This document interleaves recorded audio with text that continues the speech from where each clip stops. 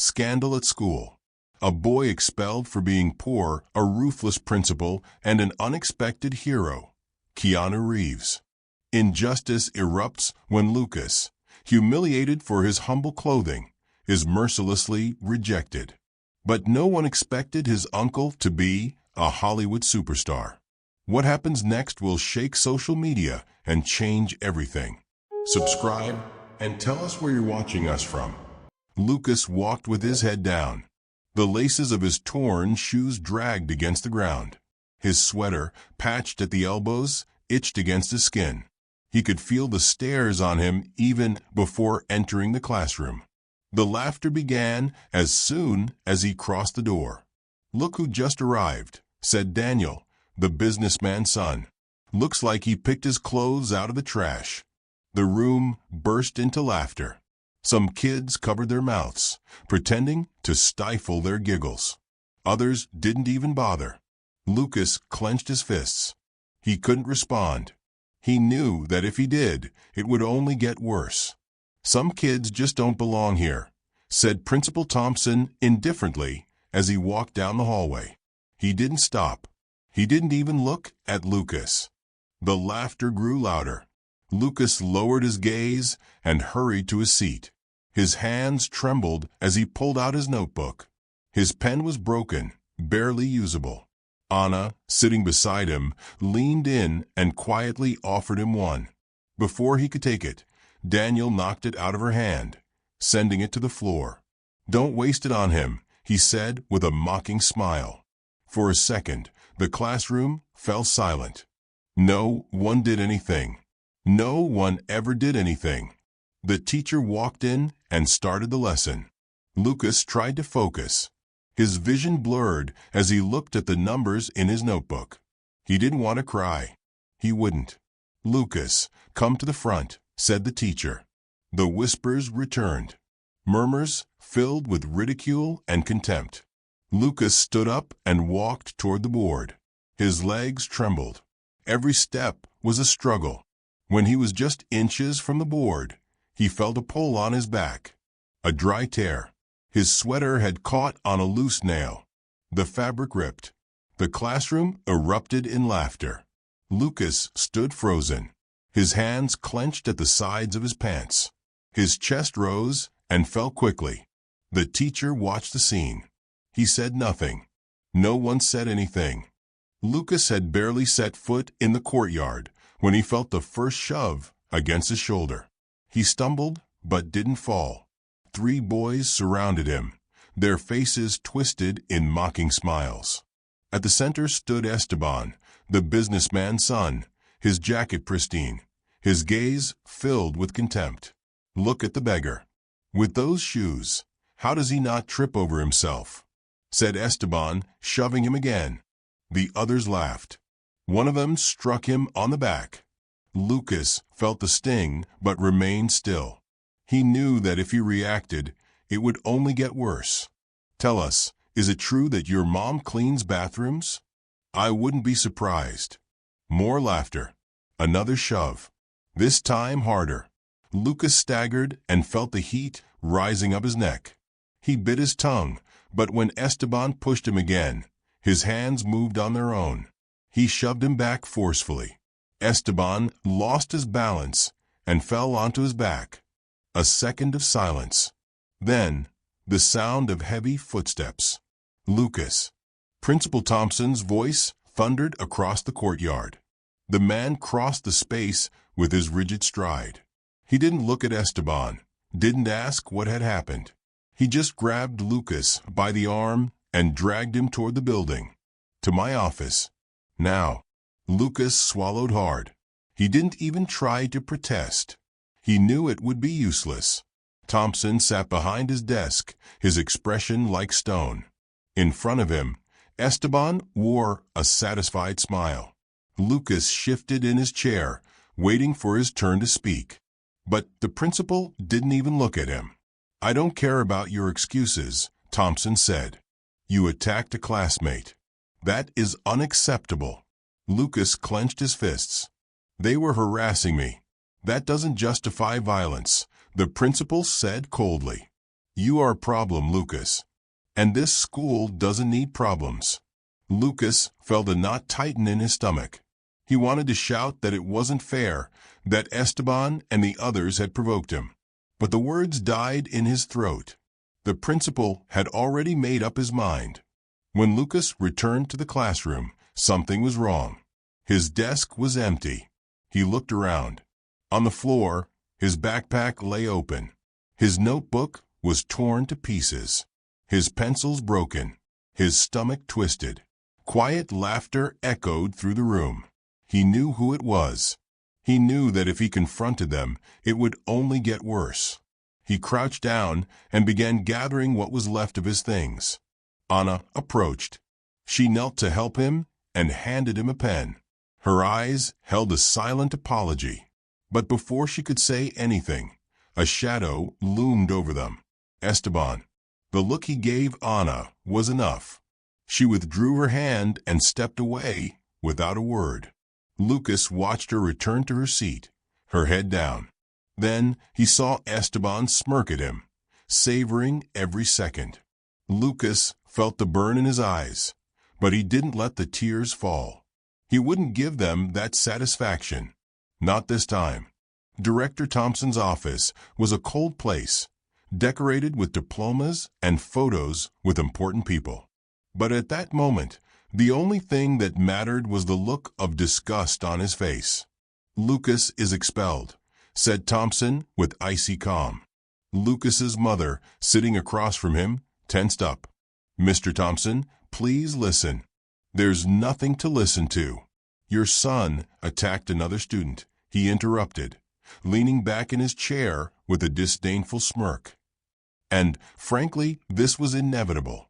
He's not the type of student who fits in at this institution." Lucas, sitting next to his mother, felt his throat tighten. He looked at his mother. Her hands trembled on her lap.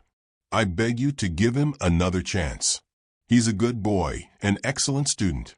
It makes no sense to expel him for his lack of discipline," Thompson finished, crossing his arms. "And if I may be honest, it's clear that upbringing plays a role. Not all children grow up with the same values."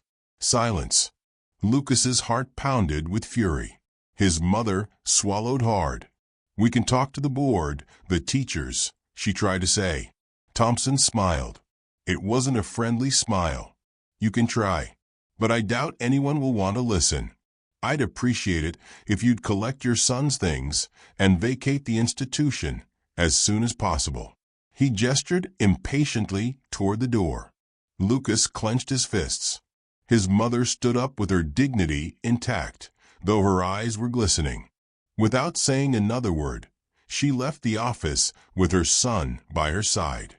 The hallway was silent, but the stairs were palpable. When they reached the exit, the murmur of students filled the air. Some quickly looked away. Others didn't even bother to hide it. Lucas saw a group of kids he recognized instantly. The same ones who had bullied him during recess. "Look at him. There goes the poor kid," one whispered. "Don't forget to close the door on your way out," said another, laughing. Lucas felt a knot in his stomach. His mother squeezed his hand, and they kept walking. A few meters from the exit, a black luxury car stopped on the street. The windows rolled down. Laughter. "Goodbye forever, beggar," shouted one of the kids from inside the car. The laughter echoed as the car sped off and disappeared into the distance.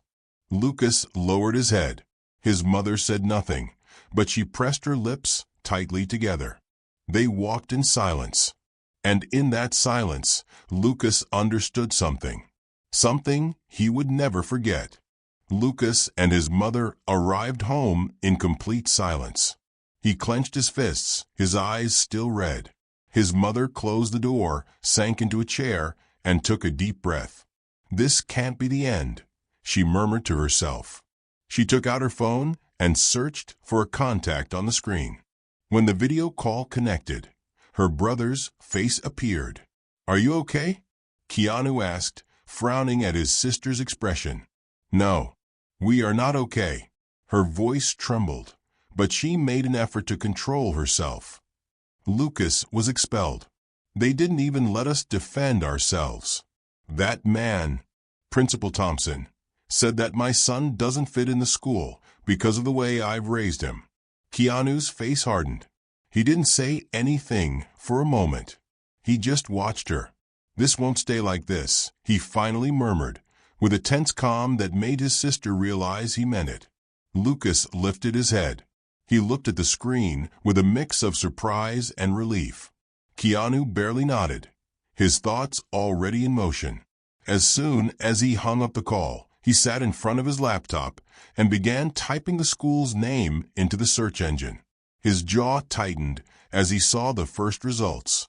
It didn't take long to find threads and forums and social media posts talking about similar cases. Discriminated children, ignored parents, arbitrary decisions by the principal. He kept digging. He found complaints buried among comments from frustrated parents.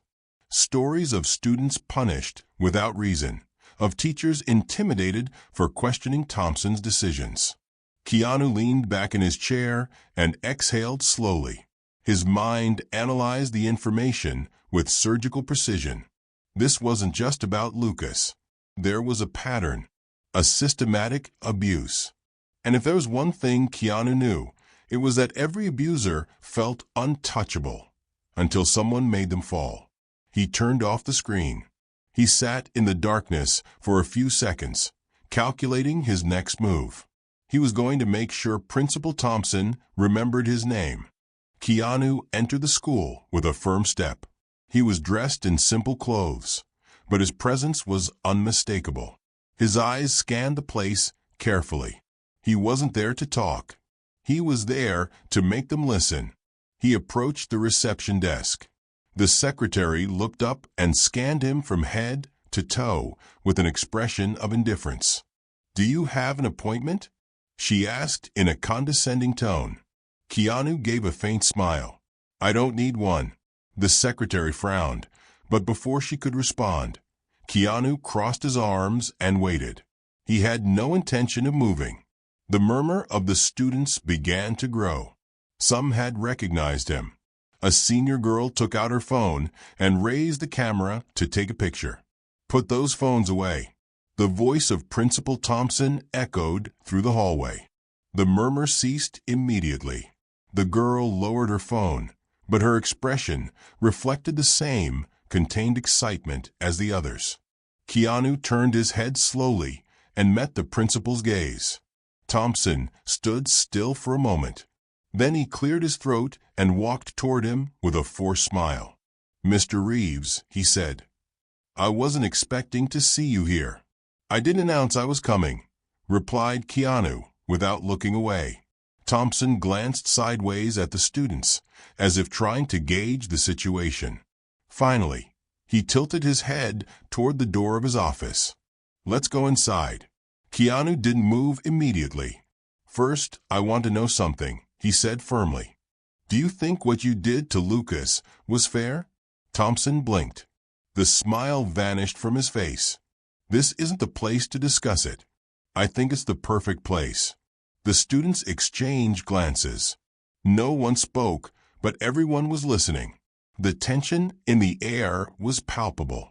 "Come to my office," insisted Thompson, now with a hint of impatience. Keanu held his gaze for a few more seconds and then, without hurry, walked after him. Keanu Reeves settled into the chair in front of Principal Thompson's desk. His posture was relaxed, but his gaze was fixed and piercing. Thompson, not bothering to hide his impatience, shuffled through some papers before looking up. "If you've come to ask for another chance for your nephew, you're wasting your time," he said dryly. Keanu didn't react immediately. He took a moment before responding. "I just want to understand how this school operates," he said calmly.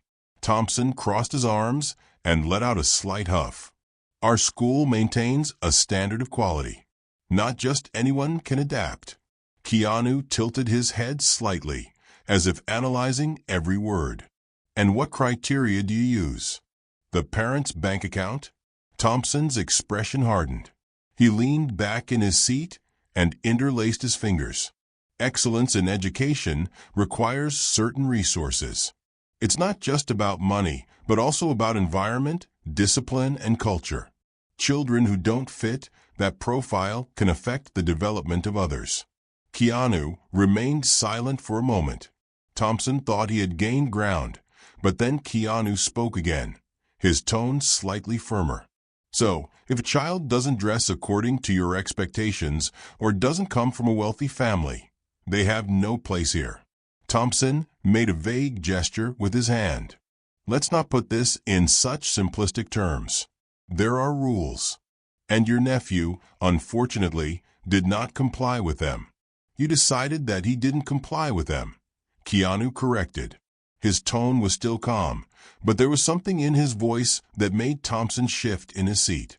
The principal picked up a folder from his desk and opened it without looking at Keanu.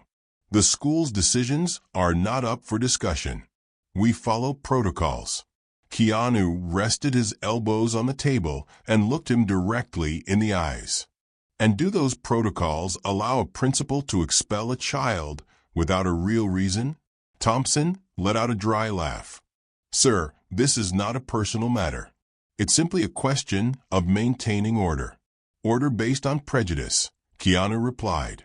The principal crossed his arms again and looked at him with annoyance. I can see where you're going with this. But it doesn't matter who you are or how much you insist. The decision is final. Keanu observed him in silence for a few seconds. Then, with the same calm with which he had arrived, he stood up. I understand, he said.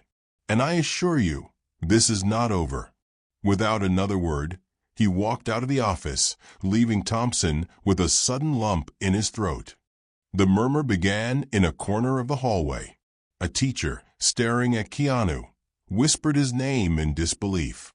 A second later, another teacher repeated the murmur, and before Thompson could realize it, the news spread like wildfire. It's Keanu Reeves. Heads turned. Students pulled out their phones. Cameras lit up. Most of them couldn't believe what they were seeing. The world's most beloved actor was sitting across from the school principal, calmly interrogating him. But what was most shocking was Thompson's demeanor. The principal, who moments earlier had spoken with disdain, immediately turned pale. His rigid posture crumbled. His lips trembled for a moment. He looked around, feeling everyone's eyes piercing him. He knew that in any other context, he would be flattering Keanu's presence, boasting about the visit, taking advantage of the situation. But now he couldn't. Now his contempt for a defenseless child was being exposed. And the worst part, on video. From the back of the hallway, a student broke the silence. If he treats Keanu Reeves like this, how does he treat the rest of us? The atmosphere grew tense. Other students nodded. Some crossed their arms in obvious annoyance. The recordings continued. Thompson tried to regain control, but his voice no longer carried the same authority. Quiet. Put your phones away.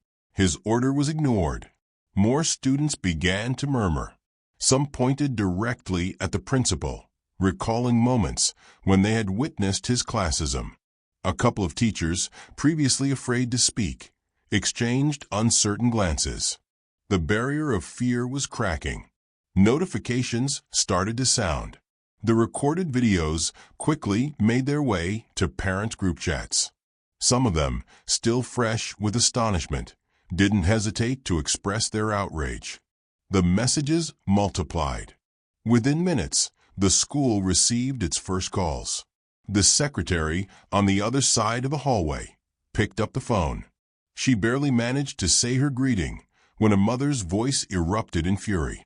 I want an immediate explanation of what's going on with that principal. Before she could respond, another call came in. And then another. The switchboard lights blinked uncontrollably. The woman looked at Thompson in panic. He didn't look back. There was no way out. Keanu remained calm. Instead of raising his voice or reacting to the tension in the room, he slid his phone out of his pocket and held it up. A single tap on the screen, and the emails appeared. "Here it is," he said firmly. The room fell silent. On the glowing screen, the messages sent by Principal Thompson were clearly visible. Messages with no filters, no masks, filled with contempt. "Our school must maintain its standard. We cannot allow low-income children to degrade our image. These kids have no future here. It's not worth investing in them." A murmur spread through the room. Some teachers exchanged glances. The students remained still, processing what they had just seen. Some even stepped closer to record with their own phones. Keanu moved on to the next piece of evidence. Testimonies from parents. Complaints that had been ignored. Letters pleading for justice for their children, all telling the same story. Principal Thompson discriminated without shame. "Is this true?" Someone in the crowd asked. Thompson opened his mouth to respond, but found no words. The color had drained from his face. It was then that a teacher, one who had remained silent for years, decided to speak. He stepped forward, his eyes fixed on Keanu. "What he's saying is true," he announced. His voice did not waver. His decision was made. "I've worked here for over 10 years, and I've seen how this man destroys opportunities. Every time we tried to help a disadvantaged child, there were threats, retaliation. Many chose to stay quiet out of fear. But not anymore." The impact was immediate. Thompson tried to interrupt, but no one was listening anymore. Other teachers nodded silently. One even wiped his sweaty hands on his shirt before stepping forward and saying, "It's true." At that moment, the office door swung open violently. A tall man, his face hardened by anger, entered without asking permission. His gaze locked directly onto the principal. "Are you Thompson?" he asked bluntly. The principal straightened up, trying to regain authority. "Who are you, and why are you barging in like this?" The man raised his phone and showed a video. It was the recording of the incident with Keanu. The image had gone viral in a matter of minutes. "I'm the father of a child who studies here," he said, his voice deep and controlled. "And my son has also been treated like garbage by you." The room erupted in murmurs. The story was no longer just about Lucas. It had become a pattern, a web of injustices that could no longer be ignored. The students looked at Thompson with a mix of astonishment and disdain. The teachers stood their ground in silence, but their posture was clear. Their loyalty no longer belonged to the principal. Thompson looked around, desperate for support. He found none. He licked his lips, feeling for the first time the weight of his own shadow. Outside, more parents were arriving at the school, alerted by the videos and messages circulating in group chats. The revolution he never imagined was now underway. Thompson straightens up in his chair, trying to recover what little authority he has left. His voice is tense, but he tries to sound reasonable. "I only want what's best for this school." Keanu leans slightly forward. His eyes don't blink. And what's best means excluding a brilliant child just because he doesn't wear expensive clothes. The silence in the office becomes unbearable. Thompson swallows. He looks around, hoping to find an ally among the teachers, but they all avoid his gaze. A couple of them even lower their heads. There's no way out. Keanu doesn't look away. He waits. Finally, the principal sighs and leans back in his chair. He changes his tone, now more conciliatory. "Maybe we can reconsider the expulsion." His voice trails off at the end of the sentence. The parent who burst into the office crosses his arms. His son was also a victim of the same unfair treatment. "This isn't just about Lucas," he says firmly. "My son also faced discrimination at this school. And I know he's not the only one." Another teacher, who had remained in the shadows throughout the conversation, finally steps forward. His voice, though measured, carries the weight of years of pent-up frustration. Too much has been tolerated. Many of us knew what was happening, but no one had the courage to confront it. Until now. Thompson shifts in his chair, restless. He doesn't like the direction the conversation is taking. We can't make hasty judgments, he tries to say, but his tone is no longer authoritative, just weak. Keanu crosses his arms. He speaks slowly, making sure every word carries weight. This isn't hasty. It's the result of years of abuse that have finally come to light. The principal no longer responds. He knows the situation has slipped out of his control. His authority, his reputation, everything is collapsing before him. Local journalist Santiago Mina had arrived at the school intending to cover an academic award ceremony. His camera was already on when he noticed the tension in the principal's office.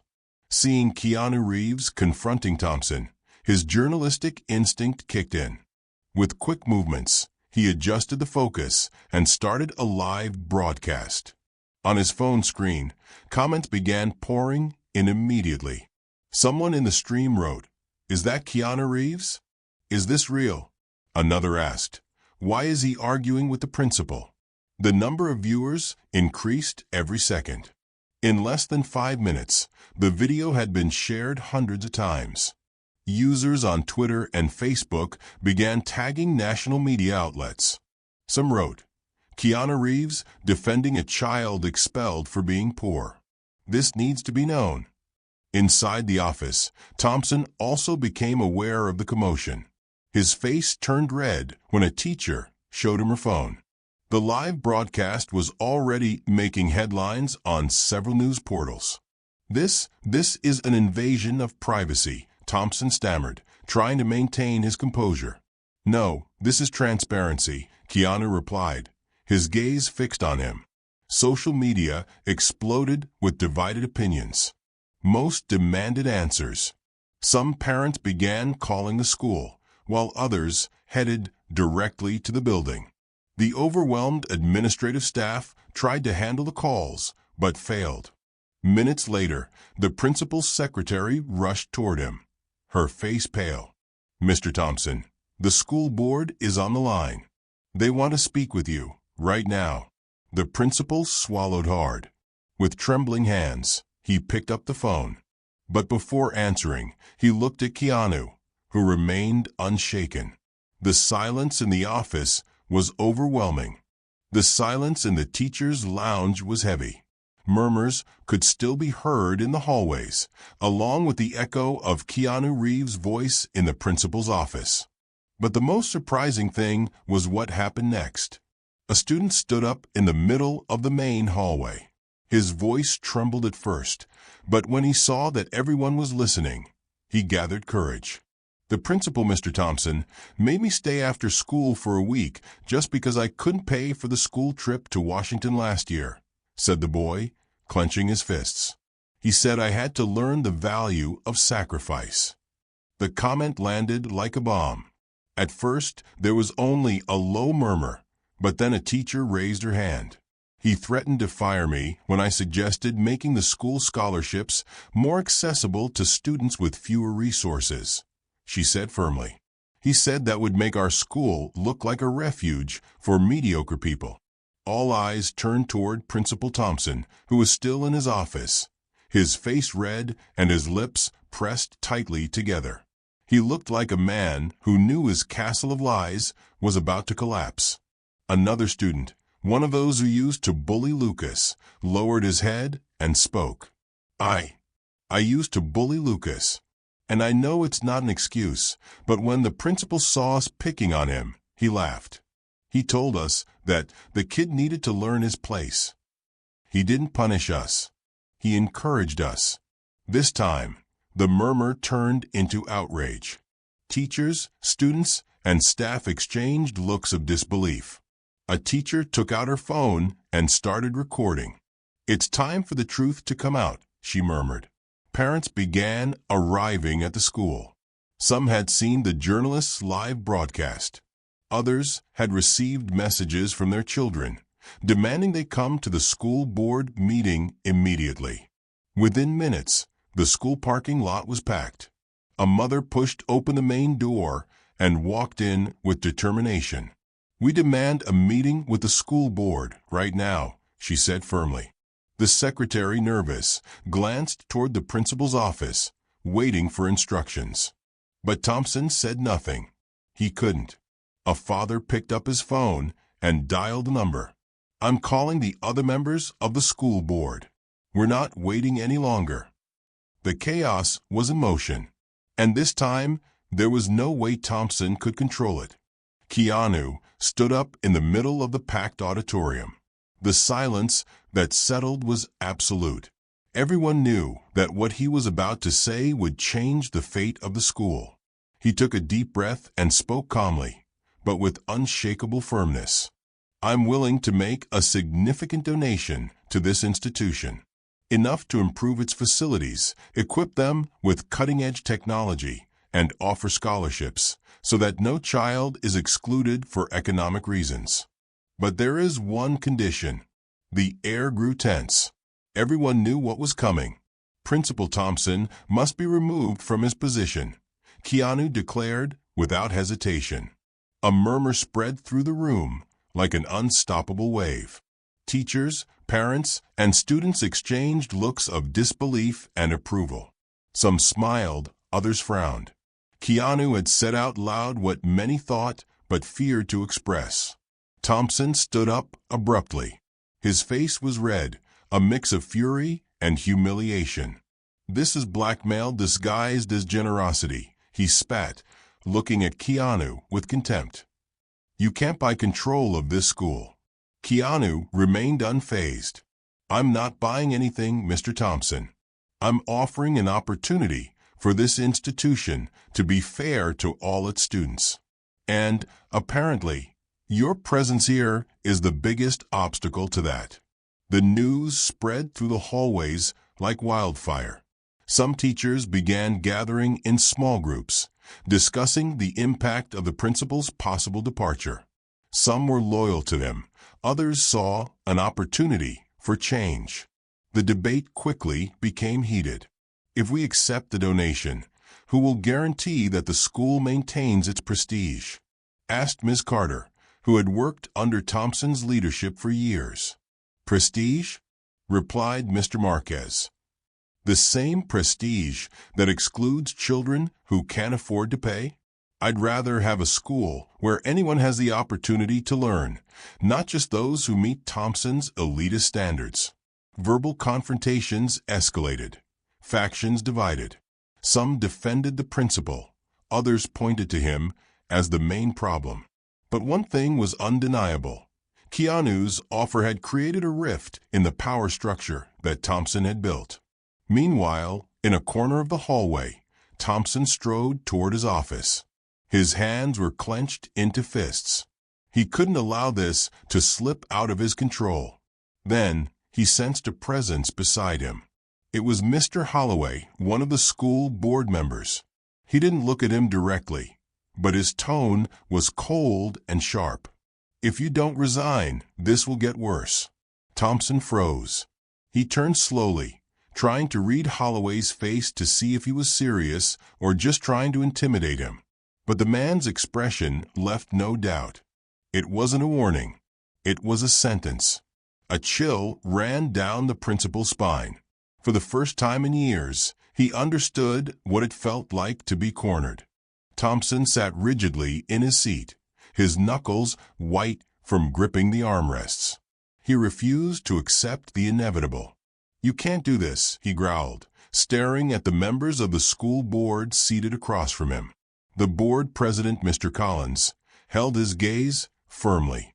"The decision is unanimous, Thompson. You're fired. Effective immediately." The word "fired" seemed to cut through him like a blade. Thompson leaned forward, his voice low and controlled. "Are you going to let an actor dictate the future of this school? Are you going to sell your dignity for a check?" Collins didn't flinch. "No.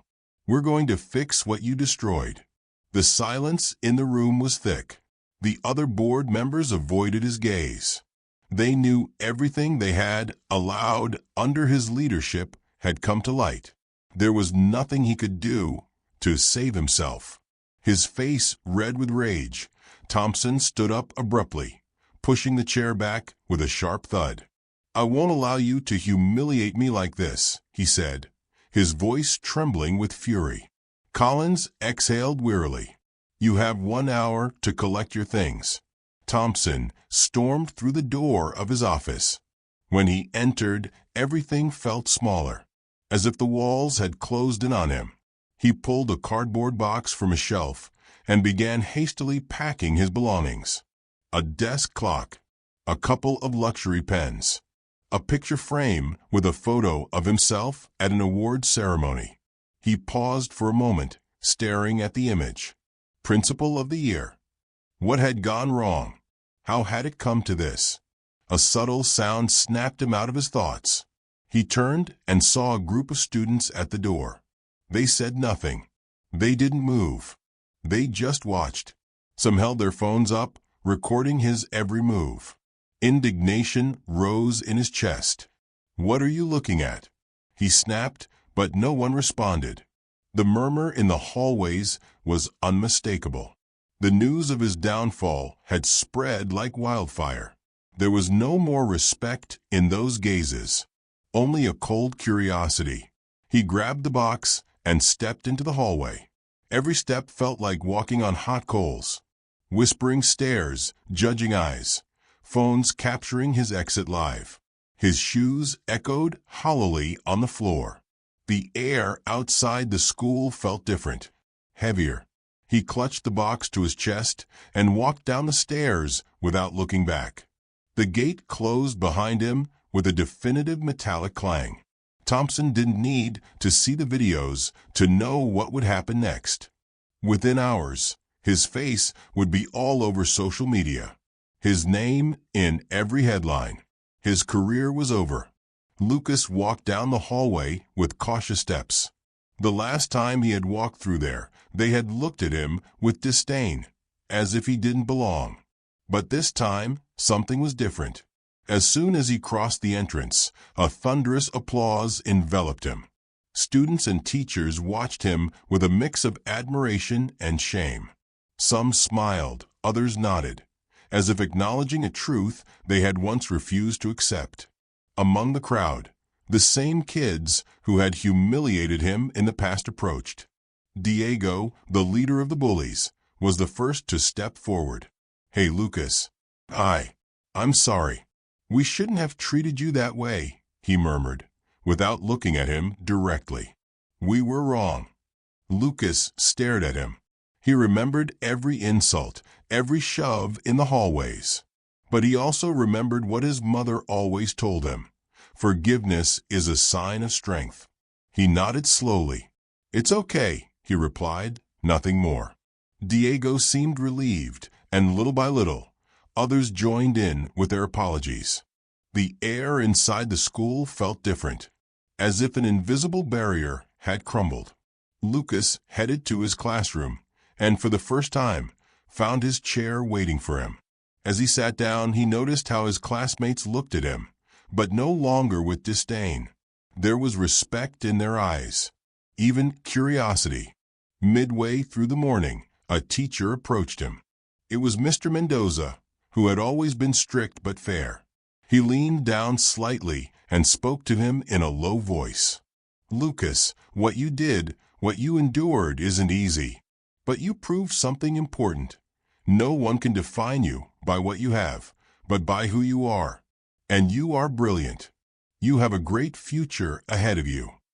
Lucas felt a lump in his throat. He wasn't used to an adult believing in him that way. He nodded without saying a word. When the lunch bell rang, he walked out to the courtyard. For the first time in a long while, he didn't feel invisible. The weight he had carried for months seemed to fade. He allowed himself a smile, one he hadn't shown in days. Everything had changed, and this time for the better. Keanu stood in the center of the auditorium, observing the students with the same calmness he had shown when dismantling Principal Thompson days earlier. The murmur among the students faded as he raised a hand. The anticipation in the air was palpable. A person's true worth isn't in their clothes or their money, he said firmly. It's in how they treat others. Some students exchanged glances. Others lowered their heads, perhaps recalling moments when they had been unfair to Lucas or other classmates. Keanu scanned the room with his gaze, making sure every student understood his words. Each of you has the chance to decide what kind of person you want to be. It's not about how many friends you have or what brand you wear. It's about the mark you leave on others' lives. The silence was broken by a timid clap, then another, and suddenly the entire auditorium erupted into applause. Keanu didn't move, simply letting the applause speak for itself. There was no need for more words. Lucas, in the front row, felt something new in his chest. It wasn't fear. It wasn't anger. It was pride. For the first time in his life, he felt that his place in the school didn't depend on his economic status, but on who he truly was. Keanu turned to him. He approached and gave him a pat on the shoulder. It was a brief gesture, but it meant more than any speech. Lucas understood it, and by the way the other students looked at him, he knew they had understood it too. If this story moved you, subscribe and hit the bell so you don't miss more inspiring content. Share this video with friends and family who need to see stories that challenge perspectives and leave an indelible mark. Explore our channel to discover stories that inspire and transform. Until the next video. Keanu nodded once more and, without saying anything else, walked toward the exit. He didn't need grand goodbyes. What needed to be said had already been said. The students watched his figure until he disappeared through the door. The echo of his message would resonate within those walls for a long time.